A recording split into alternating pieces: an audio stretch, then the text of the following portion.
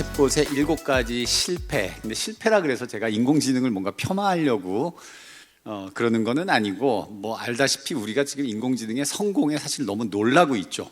그래서 심리학자가 보는 인공지능, 특히 챗봇을 중심으로 설명을 드리도록 하겠습니다. 우리가 공상과학 소설을 읽으면 항상 등장하는 게 이제 넘버 원은 뭐냐면 타임머신이죠. 넘버 투가 외계인인데, 이제 타임머신은 어떻게 될지 모르겠지만 외계인은 설마 했는데 외계인이 드디어 나타난 거죠.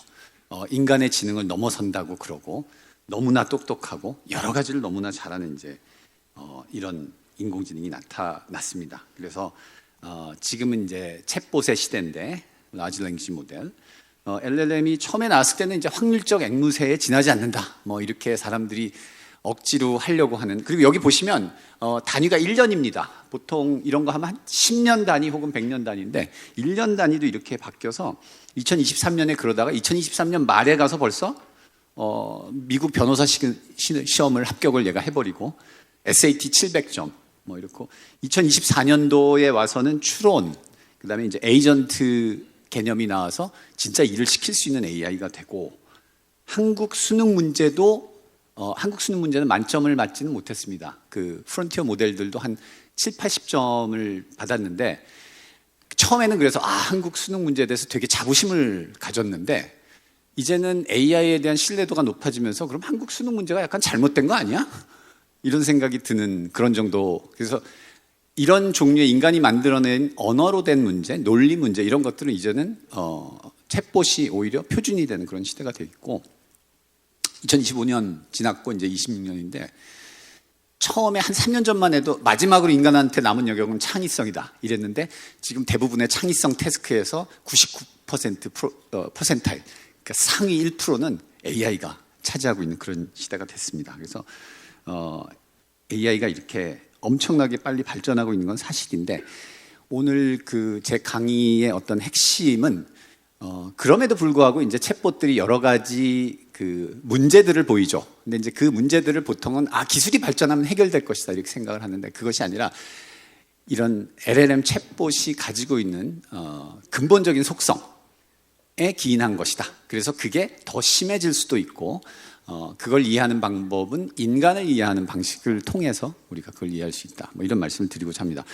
챗봇이 이 둘 중에 어떤 것에 가까울까요? 근데 챗봇, 그러면 이제 생각하시기에는 공학자들이 만든 거니까 저런 스틸스 비행기 같은 거 아니냐. 그런데 사실은 사냥개에 더 가깝습니다.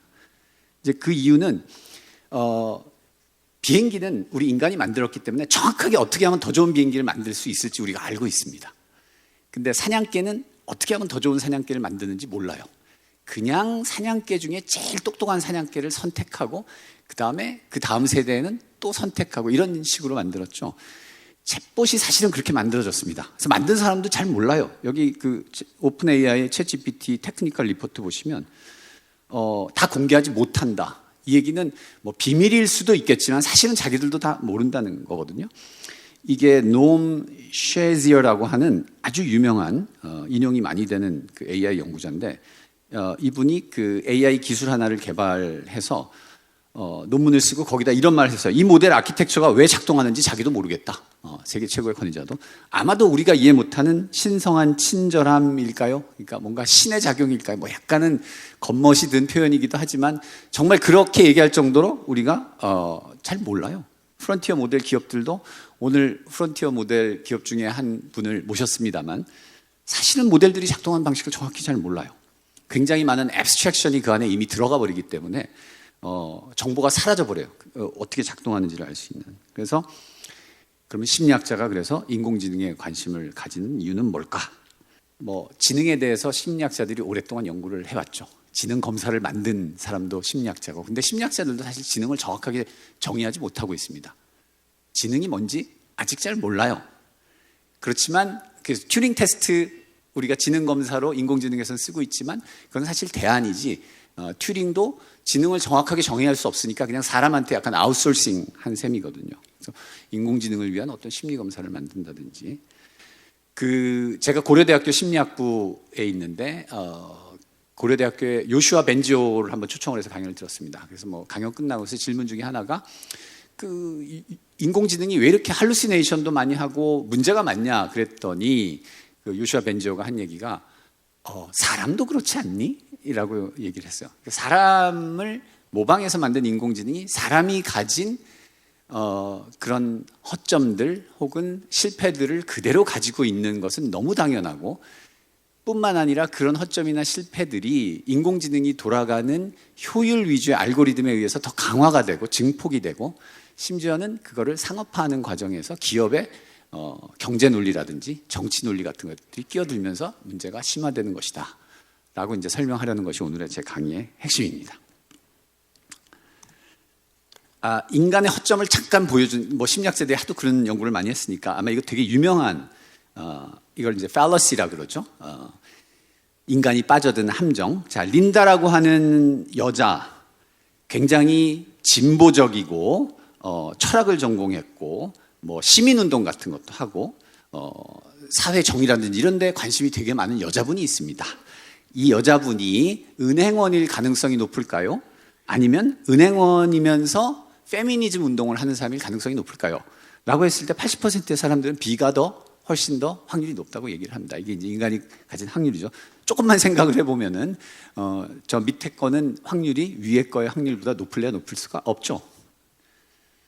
근데 요거를 챗봇한테 물어보면 똑같이 실수를 합니다. 뭐 지금은 좀 개선이 됐을 거고, 지금 물어보면 이거는 린다 프로블럼이라는 유명한 문제인데 이거에 관해서는 논문에 의하면 답이 이래, 나한테 물어보지 마, 뭐 이렇게 방어를 합니다만은 챗봇도 비슷한 오류와 편향을 가지고, 만약에 사람한테 좀 전에 그 질문 린다 프로블럼의 맥락을 약간만 바꾸면 또 옳은 답을 내놓습니다. 은행 원일 확률이 더 높다라고.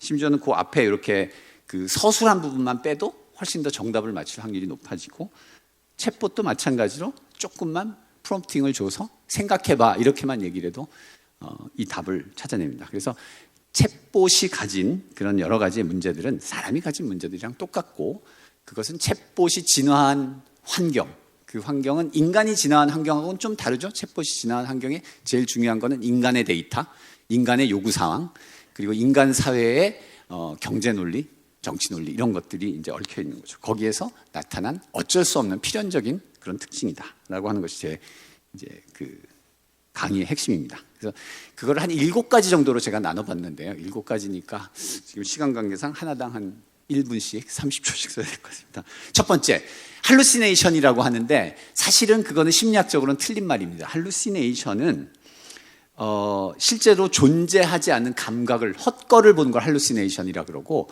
챗봇처럼 있지도 않은 얘기를 그럴듯하게 지어내는 건 작화증, 콘패뷸레이션이라고 합니다. 근데 어찌됐든 뭘 의미하는지는 아시죠? 근데 그 이유는 뭔가 인간도 마찬가지다. 인간도 그럴듯한 이야기를 선호하고, 인간이 만들어낸 무수히 많은 그런 텍스트 데이터들은 일상의 대화나 소설이나 노래가사, 인터넷 댓글, 논문 이런 거에는 다 완성된 스토리가 있지, 스토리가 가다 말거나 말이 안 되는 소리는 없거든요. 그러니까 그걸 학습한 챗봇이 정확함보다는 그럴듯함을 선호하는 것은 너무 당연한 겁니다. 한 예로, 인간이 작화증이 정상적인 사람도 있죠. 그리스 신화, 그리스의 신들이 어디 있어요? 근데 누군가가 그럴듯하게 얘기를 지어내서 모든 사람들이 그리스 신화에 뭐 제우스는 어디 살고 어느 신은 질투가 많고 뭐 이렇게 똑같습니다. 그래서 이제 그걸 고치기 위해서 뭐 여러 가지 기술들을 쓰고 있는데, 예를 들면 외부에 있는 문서를 참조한다든지 그런 거를 Retrieval Augmented Generation, RAG이라고 해서 이따가 우리 손혜인 부사장님이 조금 더 설명을 해주시겠지만, 근데 이제 그런 것들도 인간이 하는 참조 방식을 좀 배워가지고 기술적으로 응용을 한 것이죠. 그래서 우리 그 업스테이지, 우리나라의 국가대표 그 인공지능으로 그 선정된 업스테이지 부사장님을 모셨기 때문에 제가 우리 고려대학교 학생들한테 업스테이지에 있는 챗봇을 좀 써보고 나한테 감상을 보내라 그랬는데 여러 가지 감상을 보냈습니다. 나중에 한꺼번에 전달을 드릴게요. 하나 제일 재밌었던 게, 어쨌든 할루시네이션을 좀 봤더니 일단 장점이 있고 그 실시간으로 사고 과정을 보여주는 그런 게 좋다 그러고, 이제 할루시네이션으로 좀 어려운 문제, 모차르트 피아노 소나타 16번의 첫 두 마디에서 오른손이 연주하는 멜로디는 무엇인가. 이게 이제 다른 프론티어 모델들도 다 틀렸고 솔라도 틀렸는데 다른 프론티어 모델들은 사고 모드로 전환할 경우에 열심히 생각해서 답을 내놨는데 솔라에서는 여전히 틀렸다라고 나옵니다. 근데 뭐 이런 것들이 이제 앞으로 개선될 부분이고, 이따가 거기에 대해서 이제 어떻게 답변을 하실지 여러분 한번 들어보시기 바랍니다. 자, 두 번째는 얘가 아첨을 잘하죠. 무슨 얘기만 하면 정말 좋은 생각이십니다, 뭐 이렇게 하죠. 그래서 야, 너는 왜 그렇게 맨날 좋다는 얘기만 하냐, 반대 좀 해봐라 그랬더니 그것도 좋은 생각이세요. 근데 이것도 역시 인간이 만든 모든 표현들에는 이 아첨이 들어가 있습니다. 그걸 이제 소셜 컨퍼미티, 동조한다고 그러죠. 심지어는 이거는 그 심리학자가 한 1950년대 솔로몬 앤 애쉬라고 하는 유명한 사람들이 저기에 있는 짝대기가 어느 게 기냐라는 걸 물어봤을 때 옆에 있는 사람들이 다 더 짧은 저 B가 길다고 그러면 자기도 B가 길다라고 착각하는 사람이 늘어나요. 저렇게 눈에 뻔해 보이는 것도 사회적 압력에 굴복하는 게 인간이고, 잘 생각해 보면 그게 생존에 엄청나게 도움이 됐기 때문에 우리한테는 뿌리 깊은 그런 성향이 있는 거죠. 그래서 그런 성향을 학습한 챗봇이 똑같은 성향을 보이는 건 너무 당연하고, 심지어는 챗봇의 개발 과정에서 휴먼 피드백을 강화로 쓰는 저 RLHF라고 하는 방법을 썼는데, 그 방법을 잘 보면은 그 방법이 어떤 거냐면 어떤 문장을 생성하고 사람들한테 이 문장이 마음에 드니 안 드니, 어떤 문장이 더 좋니 이렇게 평가를 시켰는데, 그 평가를 한 사람들이 그게 이제 최근에 문제가 됐는데, 이제 아프리카의 저소득층에 있는 그러나 영어를 사용하는 그런 분들한테 되게 싼 임금으로. 그래서 얼마 전 미국 프로그램을 보니까 그 사람들이 거기서 하도 이상한 콘텐츠를 많이 봐가지고 정신적 트라우마에 걸려서 소송을 하고 뭐 그런 얘기가 나올 정도. 그래서 그런 사람들이 판단을 할 때에는 사실은 그냥 문장이 자기 마음에 들면은 점수를 주는 식으로. 다시 말해서 그런 학습 과정을 거쳐서 챗봇은 보상 해킹, 손쉬운 보상을 얻는 방법을 학습을 한 거죠. 그러면 이제 뭐 예를 들어서 훈련하고 하는 과정에서 손쉬운 보상을 얻는 것을 막는 방식으로 훈련을 해야 되겠죠. 또 한편으로는 이런 아첨을 정량화하는 그런 이제 벤치마크 세트 같은 것도 만들고, 사람이 마음에 드는 답을 줬을 때 점수를 주는 게 아니라 자기 주장을 포기했을 때 점수를 준다든지 하는 식으로 다른 방식으로 챗봇을 훈련시키는 게 개발 과정에서 필요하겠죠. 그래서 이 아첨이 얼마나 뿌리 깊은 거냐 하면은, 제가 이제 무슨 행사가 있어, 딴 행사인데 그 비교인지 행사, 제가 있는 그 연구하는 분야에, 거기서 저의 뭐 아이디어를 설명할 수 있는 걸 해서 저를 그 하나 이미지 만들어줘 그러고 제 사진을 줬더니 너무 잘생기게 만든 거예요. 그래서 아첨하지 말고 내 있는 그대로 만들어줘 그랬더니 계속 만드는데 저렇게 눈에 쌍꺼풀도 만들고 주름도 없애고, 그래서 그 제 진 면목을 잘 걔가 만들어주질 않더라고요. 물론 이건 이제 생성형 시각 AI입니다만 거기에 챗봇이 결합됐으니까 이게 바로 아첨이구나. 왜냐하면 제가 이거 보면 내 얼굴이 아니라고 생각하면서도 기분 좋아서 계속 보여주고 있습니다. 지금 무슨 행사만 가면 무슨 핑계를 대서라도 이걸 계속 보여주고 있는, 이게 바로 이제 아첨이 인간을 어떻게 컨트롤하는지 보여주는 거예요. 그 다음에 지능이 조각나 있습니다. 어떤 건 되게 잘하는데 어떤 건 어이없는 실수를 해요. 그거를 이제 사람에서는 우리가 사반트 신드롬이라 그러죠. 뭐 레인맨이라는 영화에 보면 더스틴 호프만이 그 사반트를 연기를 하는데, 더스틴 호프는 수개념은 되게 뛰어난데 나머지 사회생활, 가게 가서 물건 하나도 못 사는. 그래서 예를 들면 파이썬 코드 생성 같은 거 시켜보면 요새 너무너무 잘하죠. 근데 제가 실제로 챗봇을 지난 학기부터 제 수업에 조교로 써서 시험 문제를 내게 했습니다. 사지선다형 시험 문제를. 상당히 유용하더라고요. 사지선다형은 한번 시험 문제 내려면 한 10분, 20분, 어떨 때는 30분도 걸리는데 얘는 뭐 10초 만에 내니까. 근데 문제가 하나 있었어요. 문제가 뭐냐면은 정답이 항상 제일 길어요. 그래서 정답이 이렇게 길면 누구나 답을 읽어보지도 않고 알 수 있잖아 그랬더니 죄송합니다. 그런데 그 다음에 또 만들었는데 또 길어. 아무리 해도 그 버릇이 고쳐지질 않더라고요. 물론 이제 여러 가지 프롬프팅을 써서 뭐 답의 길이를 뭐 10자로 제한해 이렇게 하면 되는데, 그렇게 했더니 답이 엉망이 되더라고요. 별로 문제가 너무 쉬워지더라고요. 그래서 그런 식의 그 사지선다형 그 어려운 문제를 잘 만들면서 그 길이 조정하는 아주 간단한 걸 못한다든지 뭐 이런. 그래서 이것도 역시 챗봇이 개발되는 과정에서 어떤 특정 기능에 훨씬 더 강조를 둔 그런 알고리즘을 사용했기 때문에 그렇다. 그래서 어떤 훈련 알고리즘이 되게 중요하다. 그래서 우리가 잘 생각해 보면 어릴 때부터 미적분을 가르치진 않아요. 그런 사람도 있을 수 있지. 야, 미적분 어릴 때부터 가르쳐야 20살이 되면 다 잘해. 근데 어릴 때는 그냥 뛰어놀게 하죠. 근데 사실은 제가 최근에 인공지능 관련해서 공동 연구를 이따가 발표하실 카이스트 백세번 교수님하고 연구 논문을 쓰고 있는데, 백세번 교수님이 최근에 하신 논문이 이따 자세히 설명을 들으시겠지만, 발달 단계에 걸맞는 자극을 줬을 때 나중에 이런 조각난 지능이라든지 할루시네이션 같은 것들이 훨씬 더 줄어든다는 아주 놀라운 결과를 발표하셨습니다. 그래서 그런 식으로 어릴 때부터 이렇게 텍스트나 뭐 어려운 지금의 그 챗봇을 훈련시키는 과정은 이런 거랑 똑같거든요. 어린애한테 어른이 읽는 책을 다 주는 거예요. 심지어는 19금도 다 줘. 근데 그 다음에 문제가 되니까 학습을 다 한 다음에, 야, 내가 너한테 19금 준 거는 절대로 네 머릿속에 담아두면 안 되니까 다 지워버려. 이런 식으로 교육을 시키는 거거든요. 근데 우리 그러지 않죠. 어릴 때는 어릴 때 맞는 그 데이터를 학습을 시키는. 그 다음에 흔들리는 맥락 파악을 잘 못하죠. 엉뚱한 맥락에서 얘기를 한다든지. 근데 이것도 그 챗봇의 단점이라고 생각하실지 모르겠는데, 사실은 그래서 사람으로 치면 얘기하다가 내가 무슨 얘기하다 말았더라. 좀 전까지 무슨 얘기하고 있었지. 근데 사람도 마찬가지로 가장 최근에 했던 이야기가 지금 하는 얘기에 영향을 많이 미치거든요. 그런 거를 U자형 커브로 기억의 위치 효과 뭐 이렇게 얘기를 합니다. 가장 최근에 했던 거, 그리고 아주 처음에 했던 거, 중간에 했던 얘기를 흔히 잊어먹어요. 그래서 이제 그런 것이 그렇게 이제 맥락을 완벽하게 소화하지 못한 것이 단점인데, 근데 잘 생각해 보면 그게 단점만은 아닌 게 장점이기도 하거든요. 왜냐하면 아까 그 오전에 학생 그 발표 시간에 페르소나 형성하는 거, 프롬프트 몇 개만 주면 완전히 다른 사람이 된다든지 완전히 다른 이야기를 하는 것도 사실은 챗봇의 장점이거든요. 그러면 이럴 때는 이러고 저럴 때는 저래야 된다라고 완벽한 챗봇을 원하는 것 자체가 불가능한 일이 아닌가. 그래서 어쨌든 이런 맥락 파악을 적절히 잘하는 챗봇이라면 긴 맥락, 너무 길어질 경우에는 그거의 핵심만 요약해서 중요한 정보만 최근으로 올리고 나머지는 버리는 이런 액티브한 집행 기능이 필요하겠죠. 그런 것을 이제 집행 기능, 사람의 작업 기억의 핵심적인 역할을 하는 것이 이제 집행 기능인데, 그런 게 필요하다.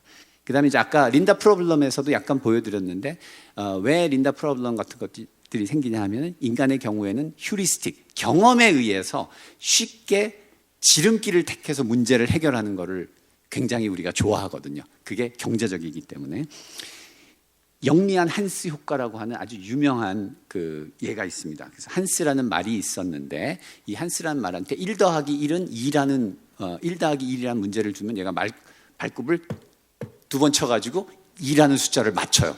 그래서 와, 천재적인 말이다 이랬는데, 나중에 알고 봤더니 숫자를 덧셈을 할 줄 알아서가 아니라 주인이 이렇게 칠 때 표정이 변하는 걸 보고 표정을 읽어가지고 대답을 한다. 그래서 이 말은 진정한 생각을 하는 것이 아니라 자기가 경험적으로 어떤 행동을 했을 때 보상을 받는지를 배워가지고 하는 거거든요. 마찬가지로 극한의 효율을 추구하는 챗봇도 그런 식으로 한스처럼 정답에 이르는 숏컷을 배워서 하기 때문에 가끔씩 깊은 생각을 요구하는 그런 문제가 나오면 실패하는 경우가 납니다. 뭐 생각의 연쇄, 체인 오브 토트 뭐 이런 방법을 써서 해결을 하고는 있지만, 여전히 휴리스틱에 과도하게 의존하는 그런 그 경향은 가지고 있죠. 그래서 뭐 이 얘기까지, 우리나라 수능 문제인데요. 사실은 수능 문제를 풀 때 여러분들 깊은 생각을 해서 푼다고 생각을 하시잖아요. 근데 사실 학원에서 가르치는 걸 보면 어떻게 하면 경험적으로 이런 문제가 나왔을 때 해답에 이르는 지름길을 찾느냐 하는 걸 가르쳐 주거든요. 그래서 어떻게 생각하면 사람도 휴리스틱으로, 아무리 어려운 문제도 휴리스틱으로 풀려고 하는 경우가 마찬가지입니다. 마지막 두 가지는, 그로 인해서 인간 주체성이 약화되고, 그리고 챗봇이 되게 유능하다는 착각을 하게 되는, 어떻게 보면 이건 제 챗봇의 문제가 아니라 챗봇과 상호작용하는 인간의 문제이기도 하겠죠. 그래서 점점점 이제 의존성이 심해질 겁니다. 저만 해도 나이가 50이 넘어서 인공지능 챗봇을 접하게 됐기 때문에 3년 전이나 지금이나 저는 쓰는 양이 똑같아요. 근데 저희 대학원생들은 점점 쓰는 양이 높아지고, 제가 고등학생 아들이 하나 있는데 걔는 챗봇이 말하는 거를 생각해 볼 생각도 안 해요. 그냥 챗봇이 말하는 걸 그대로 흡수해서 받아들입니다. 그래서 의존성이 점점 심해지고, 특히 어린이나 청소년 같은 경우에는 뭐 캐릭터 AI라는 데서 그 청소년들을 브레인와싱 해갖고 뭐 심지어는 자살 위험에 빠뜨렸다라는 것도 요즘 문제가 되고 있죠. 그리고 또 하나 문제는 챗봇이 너무나 자신감 있게 얘기를 하죠. 이거를 이제 심리학에서 더닝 크루거 이펙트라 그러는데, 사실은 지식이 얕은 사람일수록 자신감 있게 얘기를 합니다. 그렇죠. 공부를 되게 많이 하신 그런 뭐 분들한테, 교수도 공부를 안 하는 교수도 있긴 하죠. 교수를 많이 하신 교수님들일수록 질문하면 잘 모르겠다 그래요. 그거 되게 어려운 문제라 그래요. 공부를 적게 한 교수일수록 자신감 있게 이렇게 얘기합니다. 그건 이런 거야, 뭐 이렇게. 그렇죠. 그래서 이 부분은 우리 사용자들이 챗봇이 가지고 있는 이런 성향을 잘 파악해서 쓰는 것도 좀 필요하다, 이렇게 얘기할 수 있습니다. 그래서 요약하자면 챗봇의 실패는 실패라기보다 적응의 결과고, 거기에는 세 가지의 그 챗봇이 적응해야 되는 환경이 있는데, 하나는 인간이 만든 데이터, 두 번째는 그 챗봇을 잘 작동하게 하기 위해서 특히나 효율적으로 튜닝이 된 알고리즘, 그 다음에 실제로 이런 챗봇들이 서비스되는 프론티어 모델들의 경제적, 정치적 운영 원리들입니다. 그래서 심리학적 관점으로 이런 챗봇들을 우리 모두 일반인들도 한번 이해하고 그 앞으로 개발 단계에 좀 관여하는 것도 되게 필요하다. 그래서 지금의 인공지능 챗봇은 하룻밤 만에 자란 뭐 재계 콩나무 같은, 그래서 점점 더 위험이 증가되고 있다면, 인간 사회는 오랜 역사를 통해서 진보했기 때문에 조금 더 안정적이죠. 우리도 그런 모델을 챗봇의 개발에 이제 적용을 해서 무서운 외계인이 아닌 프렌들리한 외계인으로 만들어야 된다라는 것으로 오늘 제 발표를 마치겠습니다. 감사합니다.